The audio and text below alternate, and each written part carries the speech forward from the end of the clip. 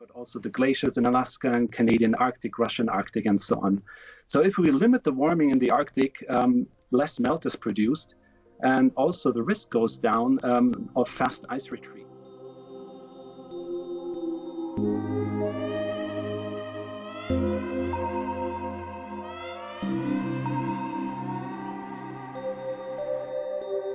Qui aurait cru que nous vivrions une époque si déterminante pour notre avenir ? Doit-on attendre que nos gouvernements agissent pour diminuer les émissions de gaz à effet de serre ?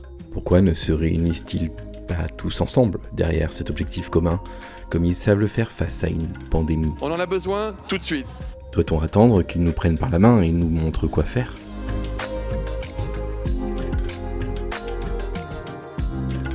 Nous écoutent-ils vraiment ?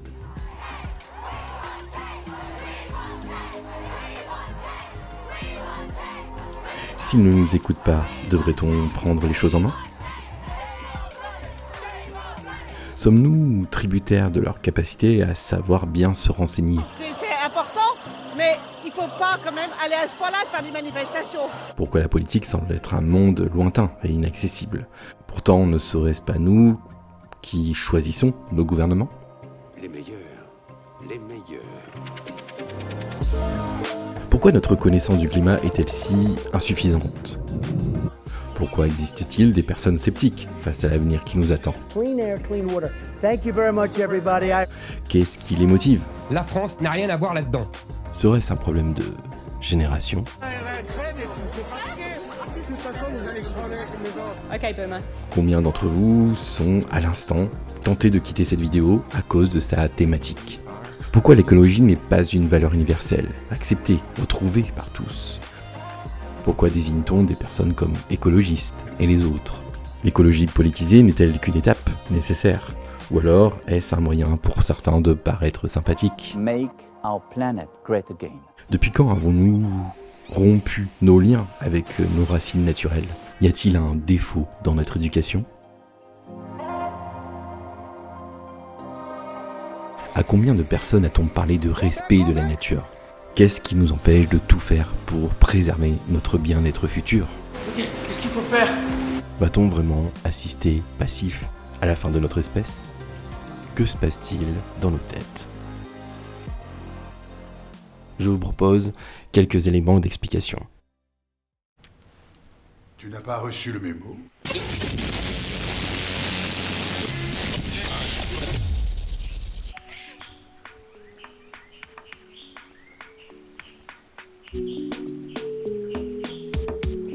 Les gaz à effet de serre, principale cause du réchauffement climatique, sont parmi les nombreux déchets de nos activités.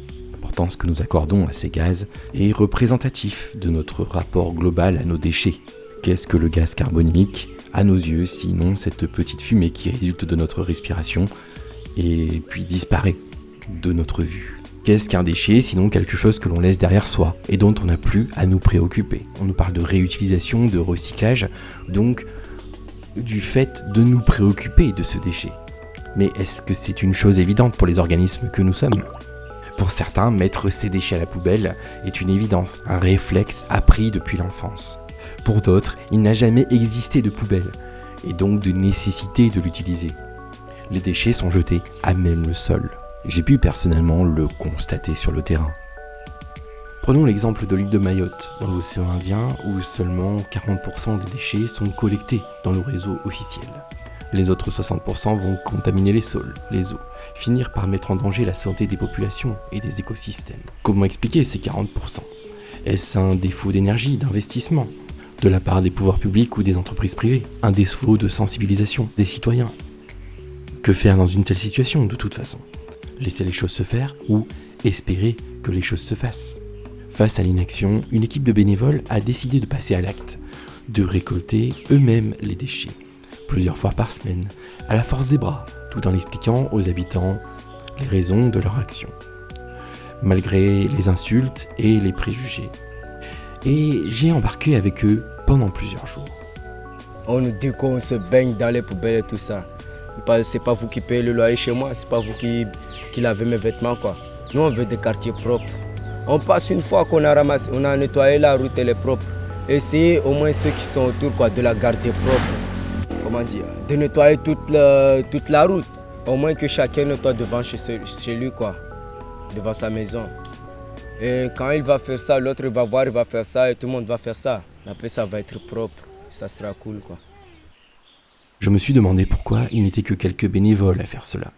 Pourquoi ce n'est pas toute la population de l'île qui s'organisait, se coordonnait pour garder l'île propre.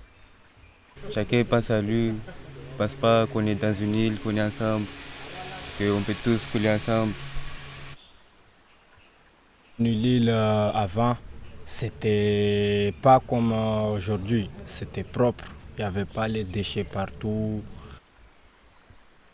On en déduirait que chacun vit dans son petit village et a du mal à concevoir au quotidien que le village lui-même est inclus sur un plus vaste territoire. Il aurait fallu expliquer que les déchets, une fois dans la nature, vont affecter par leur présence la vie de l'ensemble des habitants de l'île. Nous sommes tous perdus dans nos bulles personnelles, emplis de nos soucis du quotidien, impuissants à concevoir la vastitude de l'écosystème dont nous faisons partie.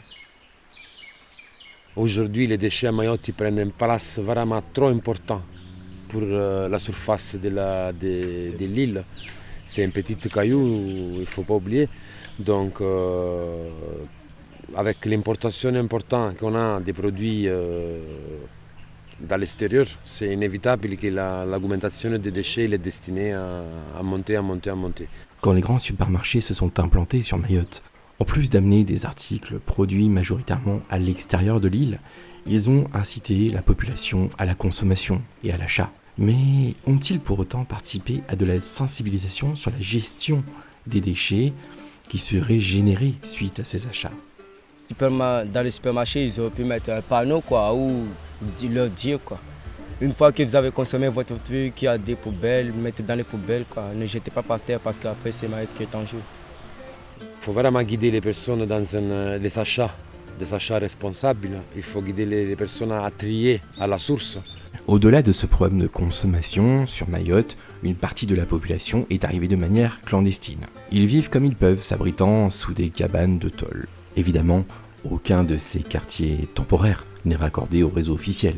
Traitement de l'eau, électricité, ramassage et traitement des déchets. Mais ces quartiers produisent tout de même des déchets. Et en l'absence de prise en charge, ceux-ci s'en vont directement dans le lagon. Je suis obligé de l'accepter.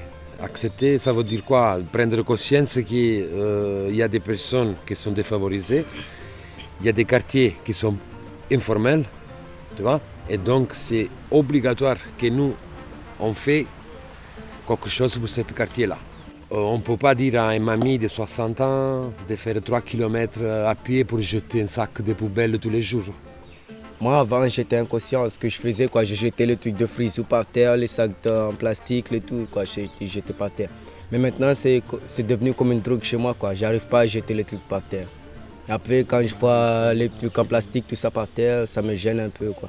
Il faut préserver justement les barrières de corail. Pourquoi ils sont source d'alimentation pour les poissons. Et donc les poissons ils se protègent à l'intérieur de la barrière. Les grands poissons ils viennent pour manger les petits poissons. Les pêcheurs ils ont la chance de pêcher des bons poissons. Donc c'est toute une chaîne qu'il faut respecter et qu'il faut la connaître surtout. Qu'une fois qu'on connaît bien comment ça marche le système, je ne pense pas qu'on est aussi bête de le détruire.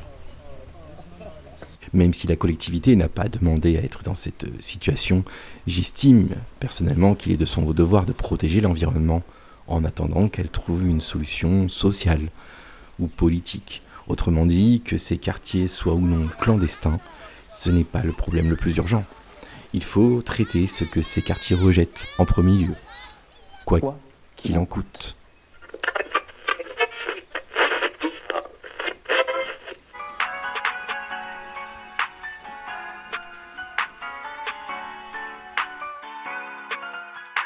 Comme c'est important aussi accompagner les actions citoyennes et associatives dans l'environnement avec des professionnels.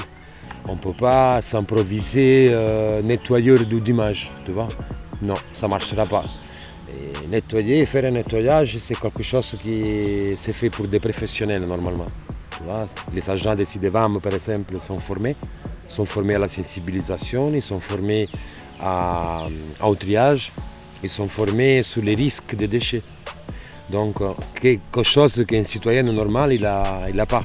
Donc on est obligé d'accompagner cette action avec une équipe de professionnels dédiés à cette mission-là. Au début, certains citoyens ne comprennent pas. Puis ils voient que quand on enlève les poubelles de leur paysage, c'est agréable et beau à regarder, c'est un bel endroit où vivre. Ils finissent par comprendre l'intérêt de prendre soin des déchets. Ils les apportent eux-mêmes les poubelles, les enfants les premiers. Quand on passe pour la collecte, il y a des gens qui nous encouragent, il y a des gens qui nous donnent de quoi manger. Ils sont seuls, mais qu'avec un petit effort de tout le monde, on peut arriver à des résultats énormes. Aujourd'hui, c'est rare de trouver un déchet par terre, tout le monde fait un peu attention. On a mis un peu l'envie de changement. Voilà. Donc, c'est pas nous, c'est pas bravo à nous, c'est bravo à les gens qui jouent le jeu et qui nous accompagnent dans cet, on va dire, projet expérimental. Je pense que personne n'a envie de vivre dans les déchets, mais au contraire, vivre dans un environnement propre et responsable. Et raisonnable. Durable, c'est un gros mot encore. Moi, je préfère dire raisonnable. Il suffit de prendre le temps de sensibiliser les citoyens sur ces questions pour obtenir des résultats. Au fond, c'est un problème d'empathie. Se soucier de ne pas faire aux autres ce qu'on ne voudrait pas qu'on nous fasse. L'empathie, c'est la capacité à ressentir ce que ressent autrui. L'empathie est-elle innée? C'est un autre débat. Cependant, elle peut s'apprendre et s'enseigner. Ce n'est pas un simple nettoyage, hein. On fait des enquêtes sur les déchets et savoir quelle quantité dans ces 30 jours c'est posé sur la route. Des statistiques, voilà, et monter comme ça des statistiques, essayer de comprendre les tranches d'âge, voilà, qui plus polluent. Tu vois, si c'est la jeunesse, donc mettre en place des actions pour les jeunes, des sensibilisations. Donc par rapport à la nature du déchet, on essaie de comprendre sur quelle tranche d'âge il faut agir vraiment pour être plus efficace. Agir pour le bien commun, sans cesse, tous les jours, parfois dans l'indifférence générale, et peut-être en ayant le sentiment que ce qu'on fait sera à recommencer le lendemain, comme si cela n'avait rien changé. On pourrait se dire naturellement à quoi bon faire tout ça. N'est-ce pas de même ce que nous ressentons à l'échelle du globe ? Pourtant, une part de l'humanité, tous les jours, mène ce genre d'action, juste au nom de l'espoir. Et vous, alors, seriez-vous capable d'entreprendre la même chose ? Aujourd'hui, leur collectif a stoppé son activité. Que pouvait-il faire sinon continuer à acheminer tous ces déchets en un seul endroit, constituant une décharge, en espérant que les pouvoirs publics prennent leurs responsabilités. Il valait mieux réunir ces déchets en un lieu sécurisé plutôt que de les laisser glisser vers le lagon. Mais il ne s'est rien passé, et les déchets auraient fini par constituer une montagne plus haute que l'île même de Mayotte. Voilà un fait qui nous ramène encore à une question pour moi fondamentale. Qui décide pour nous ? Qui gère nos ressources, nos moyens, à notre place ? Les pouvoirs publics sont-ils encore vraiment des pouvoirs publics ? À l'école, on nous parlait de ça, mais Yann, je m'en foutais quoi, parce qu'on ne parle pas assez de ça à l'école. Et ça devrait être l'objectif numéro 1. Moi, quand j'entends des gens qui parlent là, je veux un meilleur monde pour mon fils, quoi.